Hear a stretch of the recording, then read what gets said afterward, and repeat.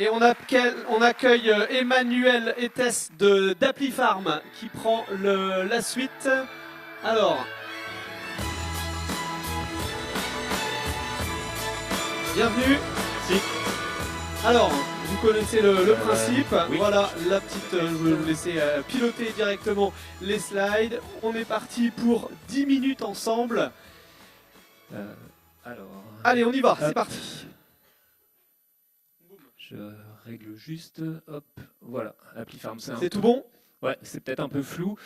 Je voulais remercier Didier de nous avoir accueillis ici, à Fouesnant. Moi, j'habite Landerneau, donc je connais un peu les lieux quand même. Et puis aussi Jean-Luc, que j'ai rencontré il n'y a pas très longtemps au sommet de l'élevage. Donc voilà ce qui nous a permis de venir ici. Ça va un peu vite. Voilà, c'est mieux dans ce sens-là. Donc Applifarm, c'est quoi? C'est une plateforme big data. Donc on rentre dans le monde, on revient dans le monde de l'agriculture. Donc avec une plateforme big data, donc de collecte, de valorisation de la donnée d'élevage. On est assez fiers, vous le voyez là-haut sur la plaquette, d'avoir eu un InnovSpace cette année, donc au salon des productions animales à Rennes. Et puis d'avoir été finaliste aussi des trophées de la e-santé animale à Castres cette année. Donc voilà, c'est des distinctions, puisque Applifarm, donc c'est une start-up qui n'a qu'un an aujourd'hui. Donc elle est née au SPACE de l'année dernière, donc en 2017. Et donc on est une équipe d'une dizaine de personnes aujourd'hui, donc avec des profils plutôt métiers agri, et puis des profils évidemment de développeurs avec de la techno derrière. On est basé au village Baïséa de Rennes. Donc voilà, donc le village Baïséa, on a eu une présentation déjà ce matin. Applifarm, alors c'est pas né de nulle part. Donc c'est-à-dire qu'on a un certain nombre ici de membres fondateurs qu'on connaît un peu dans le paysage breton. Neovia qui est basée à Saint-Nolff, qui était à l'origine de l'histoire, avec Evolution, donc une coopérative de génétique animale qui, elle, est basée à Noyelles-sur-Vilaine. Après, nous ont rejoint Ceva Santé Animale, Cogedis, un centre de gestion, Adiceo sur des additifs, des sociétés de conseil en élevage comme Bretagne Conseil Élevage Ouest, BCELO, qui rayonne sur le 22, le 29, 56, et puis Ellipse sur la partie Les-Vilaines. On a aussi côté sanitaire les GDS, donc groupement de défense sanitaire, qui apportent de la donnée sur la plateforme. On a aussi des coopératives derrière, donc la coopérative Even, donc Finistère évidemment, hein, et puis le groupe Dossi, donc avec CECAP, COP de Bron. Je vais aller par là, je vois mieux. Et puis Valorex, on les connaît sur de la graine de lin extrudée, surtout on les connaît à travers de leur filière bleu blanc cœur, donc qui s'impose sur pas mal de produits aujourd'hui. On est focalisé plutôt sur la filière lait viande pour le moment, donc on a mis 2018 parce que le positionnement, comme la structure est assez récente, il peut changer. Et il change, on a des pivots assez réguliers, on a parlé de Lean Startup tout à l'heure, c'est le cas aussi chez nous. On a vocation à aller sur bovin viande, bovin lait, caprin, et puis d'autres filières à venir. Donc on s'intéresse aussi à d'autres filières animales, type le porc, la volaille, sur des sujets de valorisation, de collecte de données. Alors quelques enjeux, donc on est une entreprise, une start-up de l'agtech. C'est comme ça qu'on appelle en fait celle qui adresse l'agri, l'agro. Quelques enjeux, donc les données agricoles, donc en croissance exponentielle. Hein, je vous ai mis quelques chiffres ici. C'est 4,5 millions de data par jour par exploitation en 2034. Donc vous voyez le nombre de données qu'on peut récupérer sur des exploitations agricoles. Enfin, c'est les projections qui sont à venir. Une digitalisation donc des process métiers et clients. Aujourd'hui, il y a pas mal de paperasse, il y a pas mal de fichiers Excel qui traînent sur les exploitations avec des échanges bilatéraux entre les différents acteurs. Donc on a une numérisation croissante aujourd'hui et puis un questionnement autour de la data qui est central dans toutes les entreprises qu'on adresse aujourd'hui. 75 millions d'objets connectés donc en 2020. Il faut savoir que donc le secteur agricole, aujourd'hui, toutes les machines qui sortent sont connectées, on a des robots de traite qui sont connectés, on connecte même les animaux, puisque on peut avoir des bolus connectés qui mesurent le pH, la température à l'intérieur des vaches. Ça peut paraître assez bizarre, mais ça se fait. Et puis, donc nous, ce qu'on veut, c'est justement collecter ces données. La donnée brute en tant que telle n'a pas de valeur, mais c'est surtout les agréger et puis pouvoir établir des services derrière pour valoriser la production agricole. ApplyFarm, donc nous, notre positionnement, c'est un positionnement B2B. C'est-à-dire qu'on a des partenaires donc, du business qu'on a vu tout à l'heure, qu'on a cité, hein, sur les membres fondateurs ou ceux qui nous ont rejoints un peu plus tard. Et puis, on a des fournisseurs de services derrière, donc qui peuvent être aussi des coopératives, des entreprises de l'amont ou de l'aval de la filière agricole.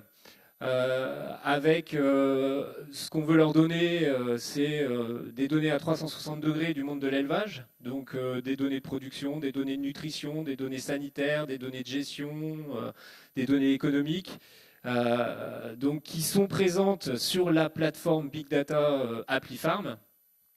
Alors après, donc il y a tout un processus de recueil de données, donc on est branché directement au niveau des SI des entreprises qui mettent de la donnée sur ApplyFarm, et puis les entreprises fournisseurs de services vont chercher des données qui les intéressent pour les utiliser au travers de leurs outils d'aide à la décision ou au travers des services qu'ils vont constituer.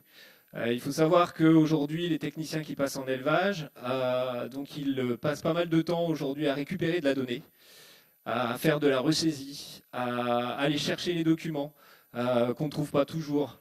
Donc l'enjeu, c'est vraiment d'alimenter les OAD, les services, en amont de la visite client, de façon à ce que le technicien, quand il a sa tournée d'éleveur à faire, il puisse déjà prioriser les actions qu'il va faire. S'il y a une alerte qui se déclenche en fait chez un éleveur, le but, c'est vraiment de prioriser et d'aller voir cet éleveur-là en particulier en priorité. Et puis de connaître en tout état de cause ce qui se passe sur l'élevage avant d'y aller, plutôt que de découvrir une fois qu'on est sur l'élevage les actions qu'il faut mettre en place. Donc il y a tout un enjeu autour de ça.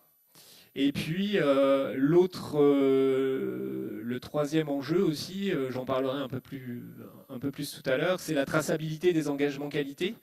Donc on va le voir un peu par la suite. Nous, en tant qu'ApplyFarm, en tant que base de données du monde de l'élevage, on se positionne en tiers de confiance. Tiers de confiance, ça veut dire quoi? Ça veut dire qu'on a des apporteurs de données et des fournisseurs de services. Vous avez vu sur la carte tout à l'heure des membres fondateurs, on peut avoir des entreprises qui sont en concurrence et qui pour autant utilisent ApplyFarm comme base de données, comme hébergement de données. Donc nous, on doit gérer en fait ces échanges, ces partages de données au sein de la plateforme.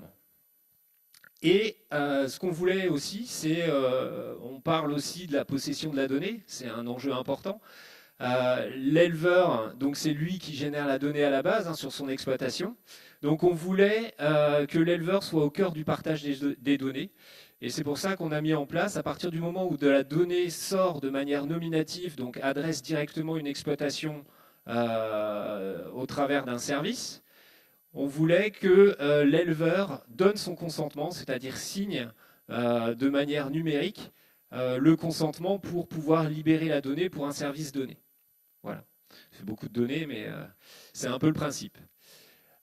Donc on a développé une appli recueil de consentement. Le consentement est géré et tracé via la blockchain. Donc on a parlé un peu de blockchain aussi dans quelques interventions. Donc ça c'est un point important chez nous. La traçabilité commence à la ferme. Alors concrètement, aujourd'hui, comment ça se passe sur les exploitations? On a des engagements qualité, il y a des gens qui sont en filière biologique, avec des garanties non OGM, avec voilà, des engagements qualité qui sont demandés en fait, par la distribution, par les consommateurs. Concrètement, en fait, la traçabilité, elle commence aujourd'hui par des classeurs. Donc je vous parlais tout à l'heure de secteurs qui n'étaient pas forcément très numériques. mais qui commence à l'être. Donc nous, notre enjeu, c'est de numériser en fait tout ça et de le pousser en fait vers des auditeurs, des certificateurs, donc qui pourraient avoir un accès plus facilité en fait à la donnée. Parce qu'aujourd'hui, aujourd'hui, les audits, ils se font toutes les X années. Il y a des recherches de preuves à faire dans les exploitations au travers des classeurs. Donc, c'est pas toujours simple à trouver. Et puis, c'est une source de stress aussi pour les éleveurs. Quand ils ont un contrôle, il faut rechercher tous les documents. C'est pas l'idéal. Donc, nous, notre enjeu aussi, à travers tout ça, c'est d'accompagner la filière. Donc, au travers des engagements qualité. Donc, comme on a la plateforme ici qui se positionne avec 360 degrés de données autour de l'élevage, on peut pousser cette donnée-là vers la transformation pour les engagements qualité, vers la distribution et voire même vers le consommateur. Donc ça, ce sont des enjeux importants. Donc, pour répondre aux nouvelles attentes, on a notamment des attentes de qualité d'alimentation sans OGM. Comment apporter la preuve numérique que le jambon qui est dans votre barquette a bien été produit à partir de porcs nourris sans OGM. On a également le bien-être animal, évidemment. Comment on peut monitorer le bien-être animal, établir un score de bien-être animal dans les exploitations et puis le pousser dans les cahiers des charges. Donc ça c'est un 30 secondes enjeu. pour terminer. Sans antibiotiques et puis les impacts environnementaux, traduire en fait par exemple l'impact carbone des exploitations agricoles. Juste pour finir, donc ça tombe bien, la traçabilité. Donc un port de preuve numérique, je vous disais tout à l'heure, le pâturage. Un exemple, aujourd'hui, vous avez des engagements qualité sur les briques de lait qui vous disent lait produit avec des vaches qui sont conduites 150 jours, 200 jours au pâturage. Aujourd'hui, concrètement, nous, on met des capteurs GPS sur les animaux. Donc, c'est pas grave, hein, c'est juste des colliers avec un petit capteur GPS. On en a tous un dans la poche avec le smartphone. Donc, ce qui nous permet de savoir exactement sur une année quel est le temps de pâturage des vaches laitières. On a la même chose, par exemple, on peut avoir aussi sur le sens antibiotique en exploitation porcine. On a aujourd'hui des pistolets trackers de doses de produits connectés qui disent exactement quel animal a été vacciné ou piqué avec quel type de produit, et de façon à tracer toutes ces preuves numériques et à alimenter les cahiers des charges. Allez, Voilà. on s'arrête là. Merci Emmanuel. On peut vous applaudir. Alors est-ce qu'il y a des questions spontanées dans la salle hein, sur ce qu'on a pu voir? Oui, non? Plutôt non, a priori. Comment ça se passe au niveau justement pour la fourniture de données? Aujourd'hui, le monde agricole est, j'imagine, presque en avance par rapport à ça. Il n'y a pas de frein au changement par rapport à justement cette notion de big data, de collecte de données, etc. C'est plutôt bien perçu par le monde de l'élevage? Alors, on dit toujours que le big data, c'est un peu entre la peur et le fantasme.